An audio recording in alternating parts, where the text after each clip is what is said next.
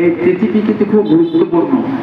আজকে 3 গোসাইয়ের তিরোভাবক দিবস। কে কে?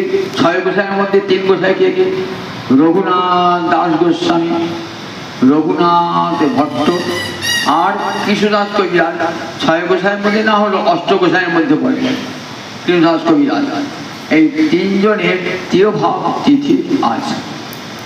স্থানীয় কৃষ্ণদাস কবিরাজ কোথায় আজ উৎসব হচ্ছে বলুন দেখি? ঝামরপুর বহরানি উৎসব হচ্ছে। কেন উৎসব তো পড়ে জানবে যে কেন উৎসব হচ্ছে ঝামরপুর বহরানি? আজ কৃষ্ণদাস কবিরাজের তিরোভাব তিথি। কে ছিল এই কৃষ্ণদাস কবিরাজ?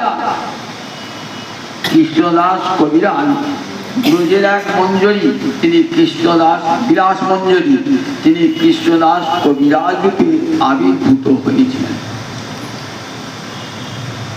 কোথায়? ঝামরপুর বহরানি। পিতার নাম ছিল ভগীরথ, মায়ের নাম ছিল সুনন্দা। পিতার নাম ভগীরথ, মায়ের নাম সুনন্দা। বাবা কবিরাজি ব্যবসা করতেন। কবিরাজি ব্যবসা তখনকার দিনে কারা করতেন? যারা বৈদ্য জাতিতে, একটা বৈদ্য জাতি ছিল। ব্রাহ্মণের পরই বৈদ্যের স্থান।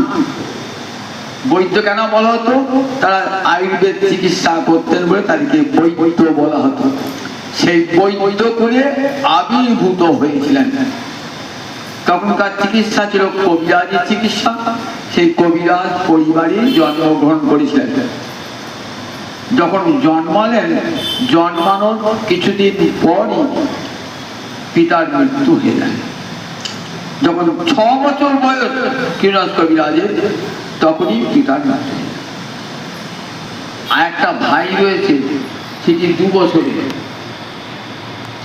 মা বললেন বিপদে, পিতা তো চলে গেল, দুটো অপগণ্ড নিয়ে মানুষ করবো কেমন করে? এই মা মনে মনে ভাবছে। এই বাচ্চা মা কার বেশি দিন ভাবতে হলো না, মাও চলে গেলেন। কবিরাজ এবং তার ভাই অনাথ হয়ে গেলেন। অনাথ হলে কি হবে?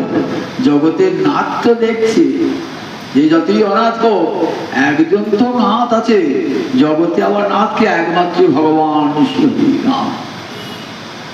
অনাথ ছেলে এত বড় মানুষ হয়েছে, একবার চিন্তা করে দেখুন কি করে হলো। মনে মনে তখন হয় কি করে হলো? বলে একজন তুবু জগন্নাথ জগতে কহায়সি জগবাহী নই ছাড়। মনে হচ্ছে আমার কেউ নাই, আছে একজন পৃথিবীতে নাথ, যে জগৎ